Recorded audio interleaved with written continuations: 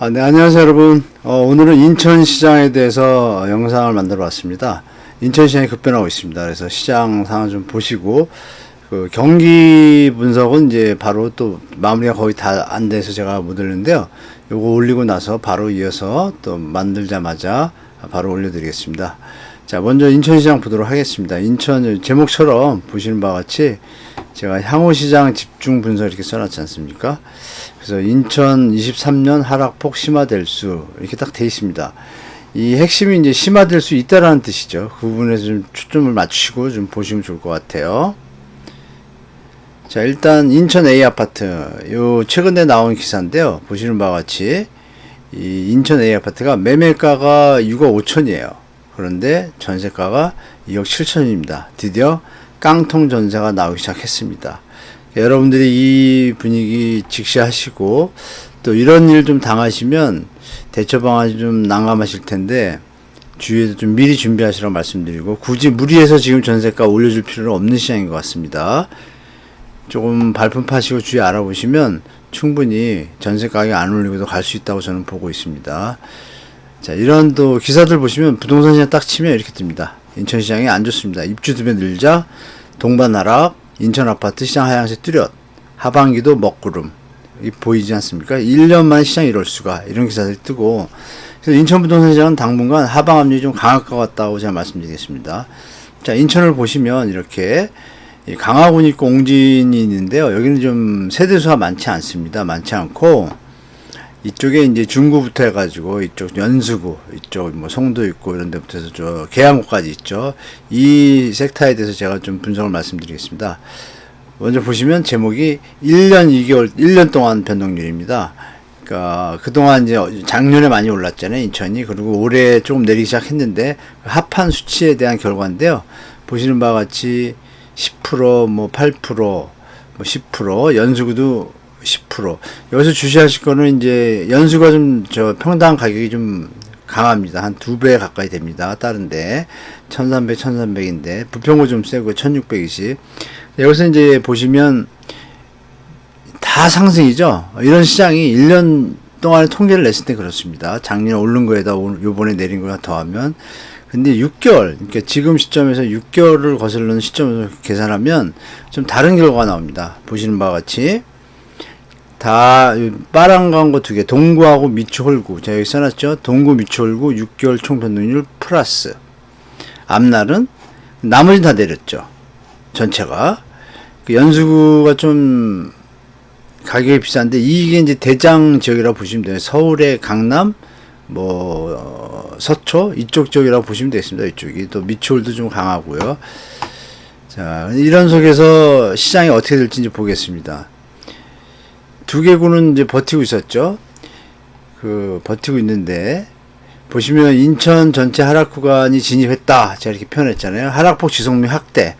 구별로 제가 표현했습니다. 이렇게 아까 보셨던 구죠. 자, 볼까요? 이 날짜가 이렇게 있죠. 보겠습니다. 다 하락이죠. 6월에 들어서부터는 하락입니다. 완전히. 동구, 아까 좀 많이, 또 하락입니다. 미추홀구 많이 강했죠. 하락입니다. 연수구, 하락. 남동구, 다 하락, 부평구 다 하락, 계양구 다 하락, 인천 서구 다 하락입니다.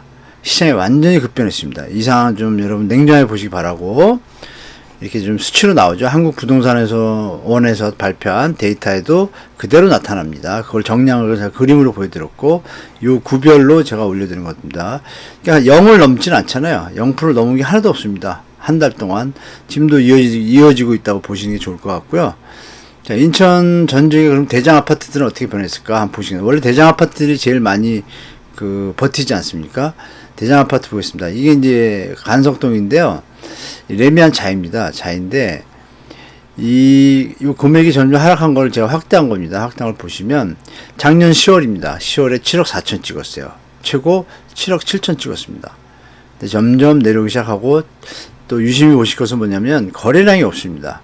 이 단지가 2,500세대 조금 안 되는 대단지예요. 그런데 거의 뭐 6개월, 1년, 6개월은 아니지만 8개월, 9개월 돼가는데 10개 정도밖에 안 됐습니다. 거래가 너무 없습니다. 그러니까 당연히 하방 압력이 오겠죠.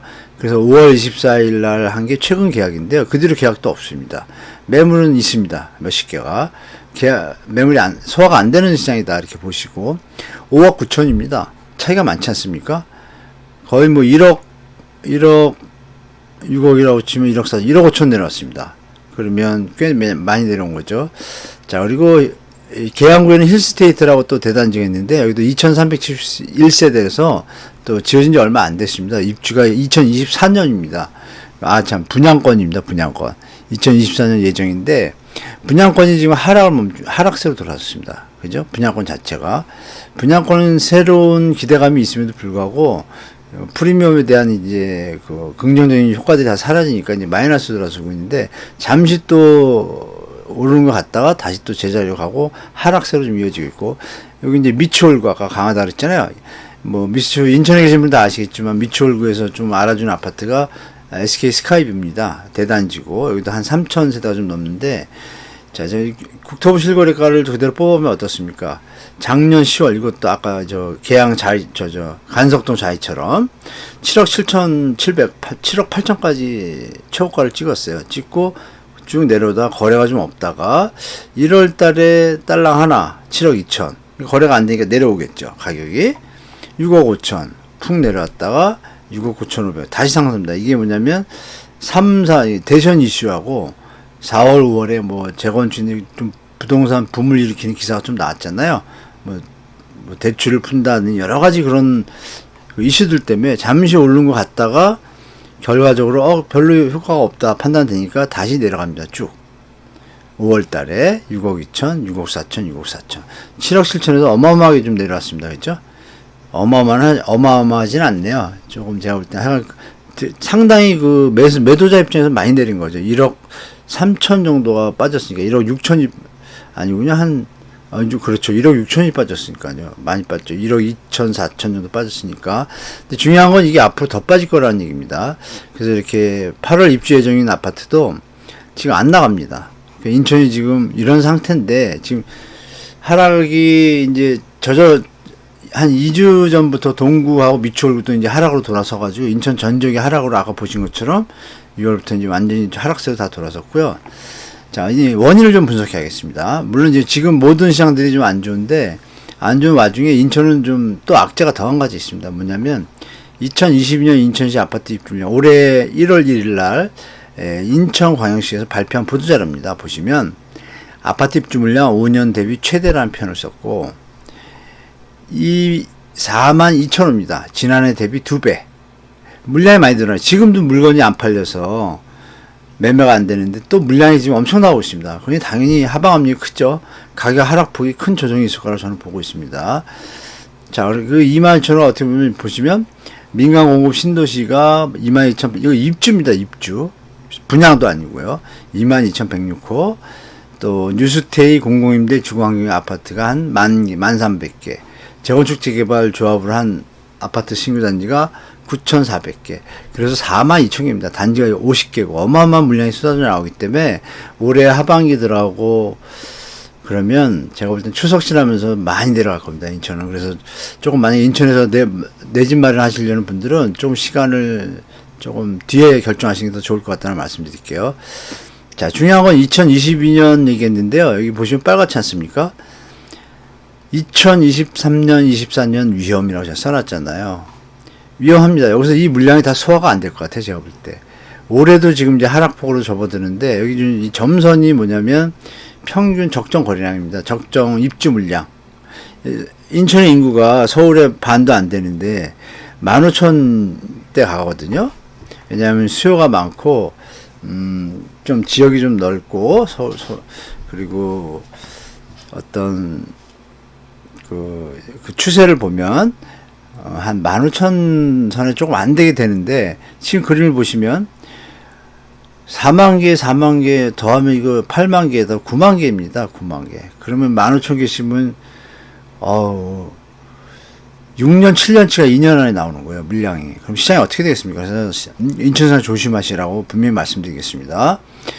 물량 폭탄이 나오니까 구별로 제가 분석을 해봤습니다. 자, 보시면 중구, 동구, 서구 위험하죠? 많이 나옵니다. 그 물량들이 또 안 나오는데 동구는 좀 버팁니다. 물건이 입주 물량이 없어요. 그래서 동구는 하락폭이 적을 수는 있습니다. 그러나 서구는 위험하겠죠. 연수구도 많이 나옵니다.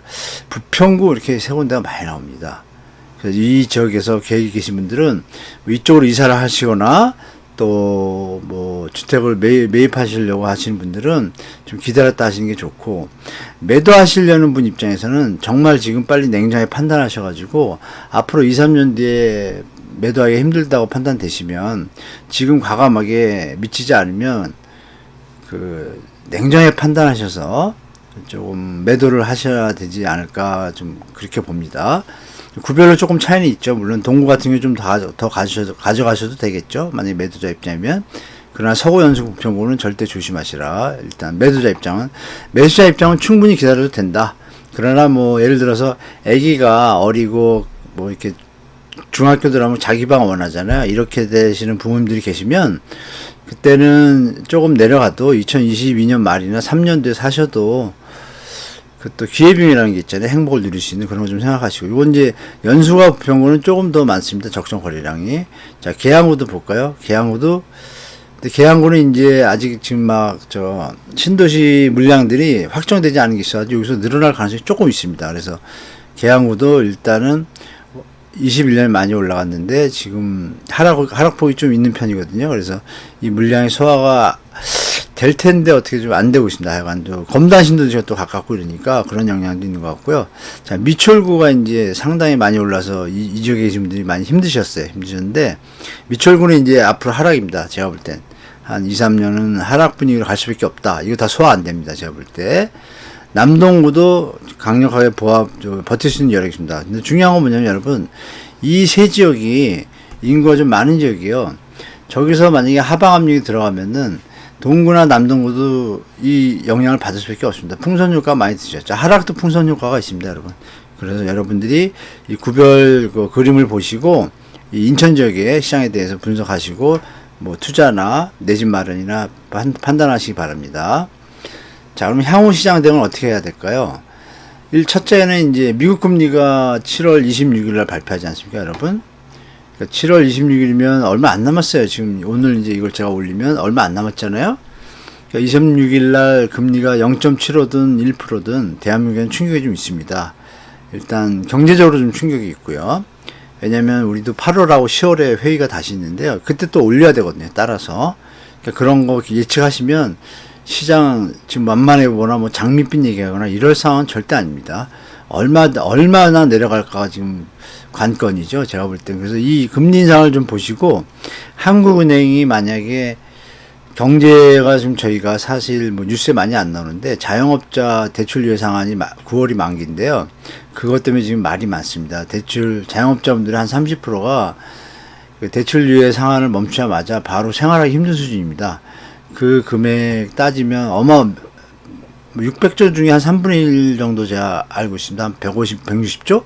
이분들이 진짜 좀 위험한 상태가 됩니다. 그래서 정부가 지금 고민하고 있는데 그런 부분들이 시장에 보면 영향이 있을 겁니다. 제가 볼 때. 그래서 금리 인하에 좀 주의해서 보시고, 물론 금리를 인하라고 하는데 금리 인하면 뭐합니까? 그거를 갚을 능력이 없으면 더 나쁜 상황이 벌어지잖아요. 경매가 간다든지. 그래서 이거는 채무 금리 인하 부분이 아니고 채무를 갖다 다중채무자나 이런 걸 분리해가지고 체계적인 시스템을 가야 되는데 일단은 뭐 또 지켜봐야겠죠. 근데 정부가 만약에 완벽하지 못한 대책을 던지면 충격이 더 클 수도 있습니다. 미분양 발생 증가가 지금 늘어날 거라 좀 보고 있고 하방정 올 수도 있습니다. 그래서 보수적으로 대처하시라 제가 분명히 말씀드리고요.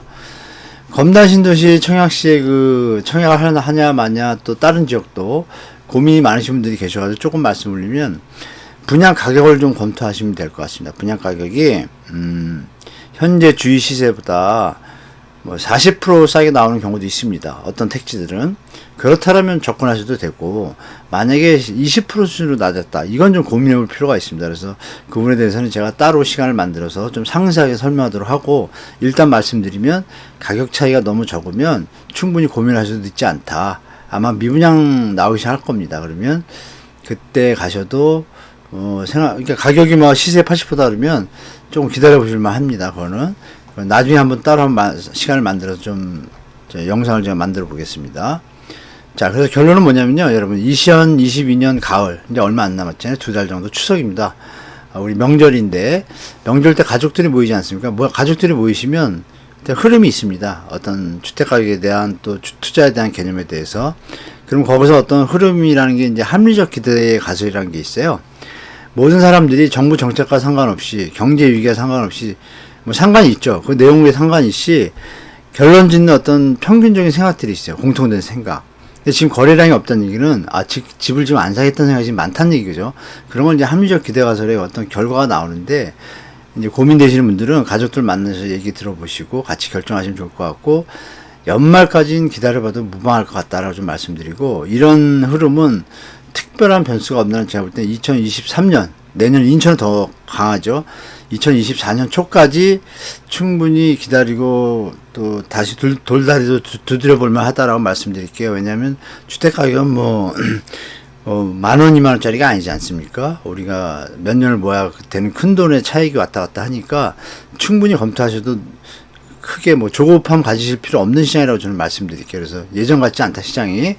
조급해하지 마시고 시장을 좀 냉정히 판단하시고 기다리시고 체크하고 분석하고 하시면서 접근하시면 좋을 것 같습니다.